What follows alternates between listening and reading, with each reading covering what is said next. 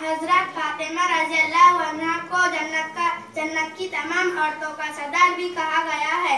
हजरत अली रज़ियल्लाहु अन्हा से उनका निकाह हुआ और हजरत हसन व हुसैन रज़ियल्लाहु अन्हा आपके बतन मुबारक से पैदा हुए। हजरत का खानदान मुबारक हजरत फातिमा रज़ियल्लाहु अन्हा ही से चला है। बच्चों, इन पाकबाज औरतों के हालात पढ़कर इबरत हासिल किया करो कि इल्म व अमल की बदौलत खुदा ने उनको कितना ऊंचा मकाम दिया कि आज उनके नाम बड़ी इज्जत से लिए जाते हैं। कुदरत का कानून यही है कि इल्म हासिल करने वाली और फिर अमल करने के